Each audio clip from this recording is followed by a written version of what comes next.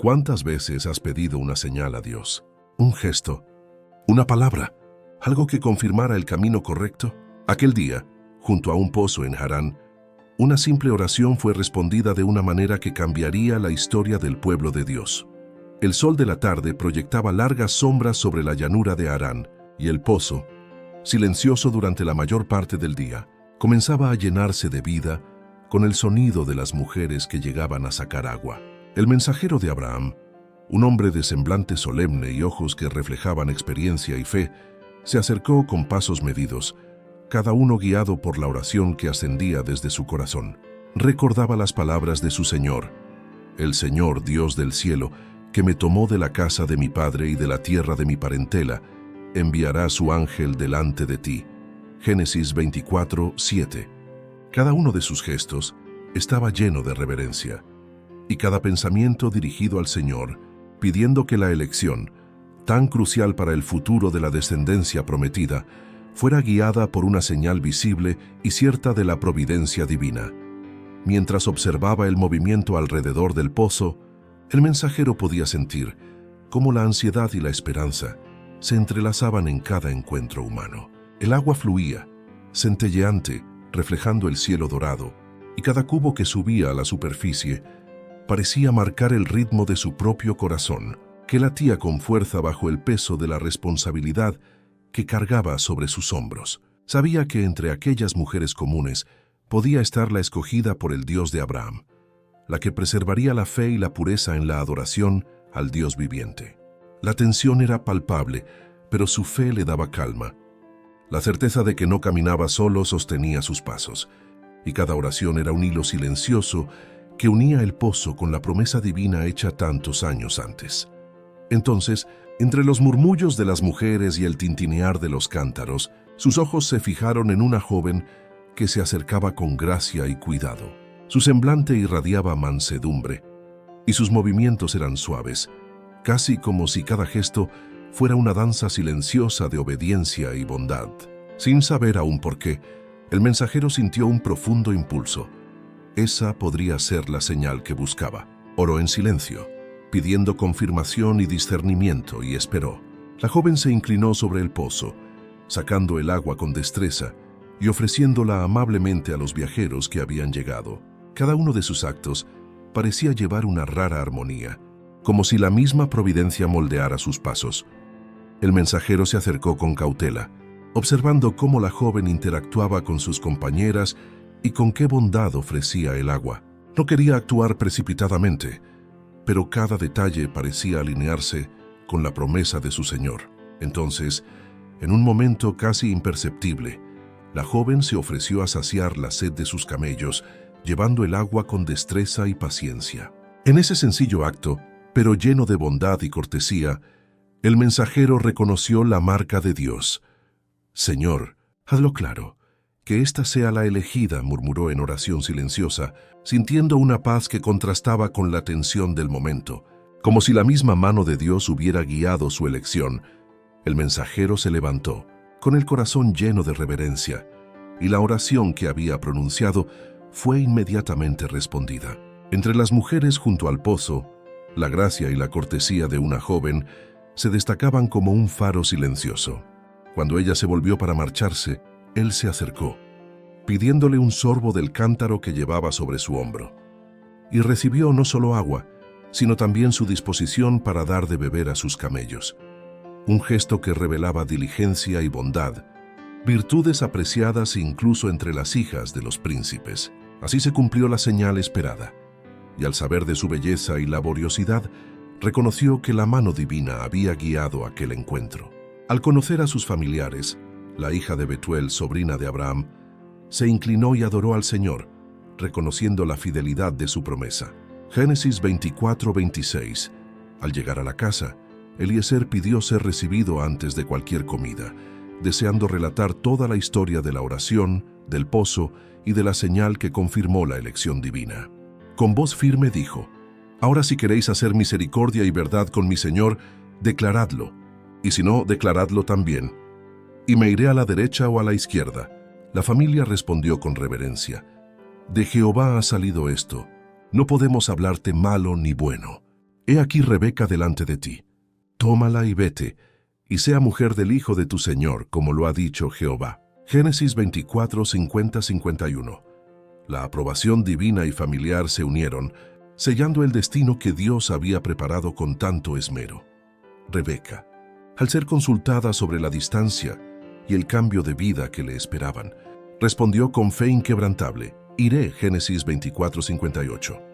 Confiaba en la dirección del Señor, reconociendo la providencia que la había traído hasta ese momento. A la mañana siguiente, todos partieron hacia Canaán, y el camino parecía lleno de expectación y esperanza. Isaac, cuidando los rebaños cercanos, había vuelto a la tienda de su padre, sin saber del viaje hasta que, alzando los ojos en la tarde, vio venir los camellos. Rebeca, al percibirlo, descendió del camello y, cubierta con su velo en señal de reverencia, esperó al elegido. Génesis 24, 63-64. Cuando se encontraron, el mensajero relató con detalle todos los acontecimientos, oraciones y señales que habían conducido a la elección de Rebeca.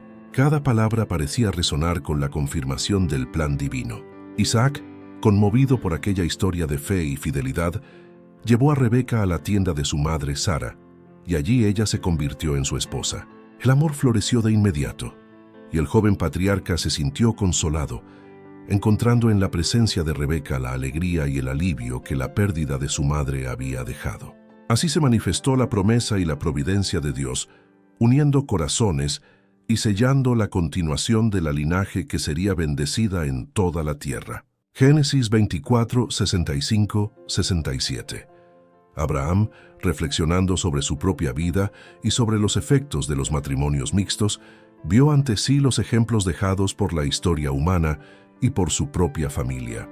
Desde los días de Caín, la unión de los que temían a Dios con los que lo rechazaban había producido conflicto y decadencia espiritual. El patriarca recordó las consecuencias de su propia vacilación respecto a la promesa divina. El nacimiento de Ismael, fruto de su unión con Agar, un vínculo marcado por la falta de fe y la desconfianza. La influencia de Agar y de las esposas gentiles elegidas para Ismael había creado tensiones, levantando una barrera de contienda y celos que Abraham no pudo superar del todo. Incluso las enseñanzas que el patriarca transmitió a Ismael no pudieron cancelar completamente la fuerza corruptora de las influencias externas, y los descendientes de su primogénito quedaron marcados por la rebelión y la violencia, cumpliendo la profecía de que su mano será contra todos, y la mano de todos contra él. Génesis 16:12. En los últimos años de su vida, Abraham observó la lenta transformación de Ismael, el arrepentimiento y un retorno parcial a la fe de su padre, aunque la naturaleza y el carácter de su linaje permanecieron moldeados por la rudeza y la dureza del desierto.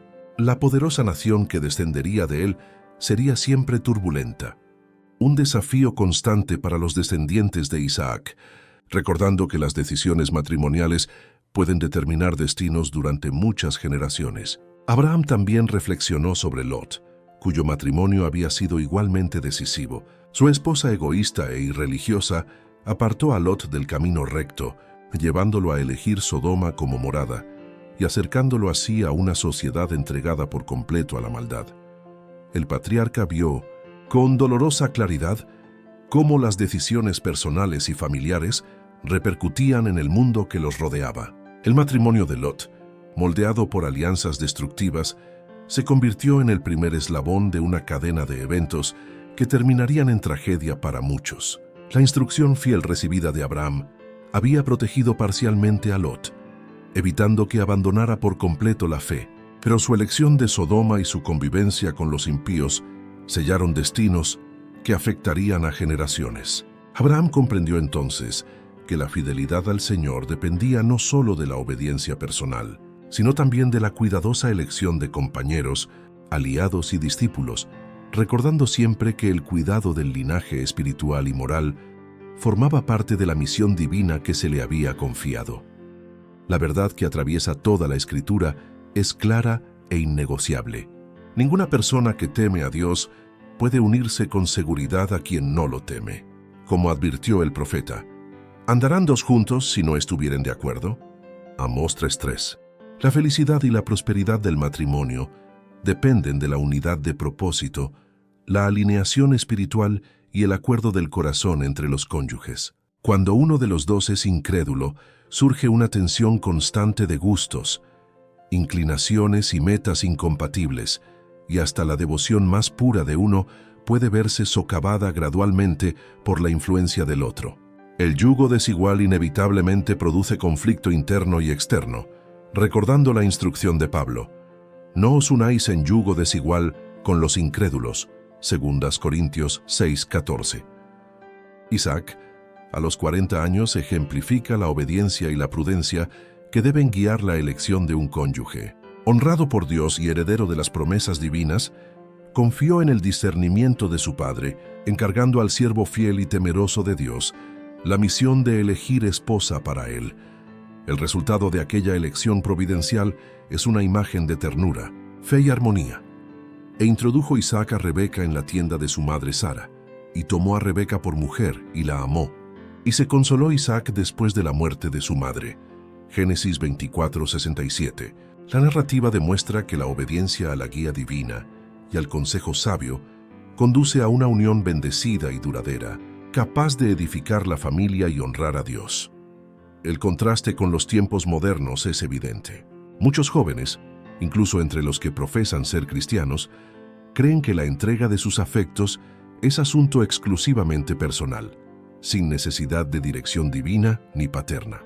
Se consideran capaces de decidir solos, ignorando la experiencia y la sabiduría de quienes los precedieron. Tal falta de prudencia y autocontrol a menudo conduce a decisiones precipitadas que luego resultan dañinas, creando un yugo doloroso y debilitando tanto la felicidad terrenal como la esperanza espiritual. El ejemplo de Isaac permanece como un modelo eterno: obedecer a Dios, respetar la orientación piadosa y permitir que la fe dirija la elección matrimonial es la base de una vida hogareña bendecida y de una posteridad protegida de las influencias corruptoras del mundo. Si hay un tema que requiere el mayor cuidado y reflexión, es el matrimonio, pues une a las personas de por vida, y una elección imprudente puede determinar destinos espirituales y terrenales. Los padres, en particular, tienen la responsabilidad de guiar a sus hijos, ofreciendo no solo consejo humano, sino también discernimiento inspirado por el temor de Dios. Isaac, al respetar las instrucciones de Abraham, demuestra cómo la enseñanza fiel y coherente moldea el carácter, capacitando para amar una vida de obediencia y sumisión a la voluntad divina. La autoridad paterna, cuando se ejerce con amor y prudencia, no es tiranía, sino un camino seguro hacia la felicidad futura, equilibrando libertad y guía, respeto y confianza, preparando el corazón del joven para decisiones que durarán toda la vida. Los padres tienen el deber de guiar los afectos de sus hijos, cultivando en ellos la inclinación a elegir compañeros que reflejen nobleza de carácter y pureza de corazón. Desde los primeros años deben sembrarse las semillas de la verdad, la bondad y la integridad, para que los jóvenes busquen naturalmente la compañía de aquellos que poseen esas virtudes. Como enseña la Escritura, lo semejante atrae a lo semejante. El amor por la pureza y la rectitud debe nacer temprano en el alma, y así las relaciones humanas serán armoniosas, evitando los peligros del yugo desigual. De este modo, el carácter moldeado por el ejemplo y la enseñanza piadosa conducirá a los jóvenes a elecciones sabias y bendecidas. El hogar debe ser el primer lugar donde se aprende y se practica el verdadero amor. Los padres, reflejando el amor y la benevolencia del Padre Celestial, crean una atmósfera de paz y alegría más valiosa que cualquier riqueza material. Aun cuando los miembros de la familia tengan diferentes temperamentos, la paciencia, la disciplina y la longanimidad permiten que todos permanezcan unidos por el afecto y el respeto mutuo. Es en este ambiente donde los jóvenes aprenden la fidelidad, la bondad y la cortesía cristiana, preparándose para llevar estas cualidades a sus propios hogares. El amor, cultivado mediante la abnegación y la devoción, no termina con el matrimonio. Solo comienza un nuevo capítulo, uno en el que el matrimonio se convierte en la continuación de un amor ya enraizado y vivido, destinado a florecer en felicidad y armonía duraderas. Si este mensaje ha tocado tu corazón, da gracias a Dios conmigo, porque nada es por casualidad. Así como Él guió al siervo de Abraham hacia Rebeca, también dirige cada paso de quienes confían en su providencia. Muchas gracias por acompañarme hasta aquí. Que el Señor bendiga tu camino, ilumine tus decisiones y fortalezca tu fe. Hasta el próximo video, y que la paz de Dios permanezca contigo.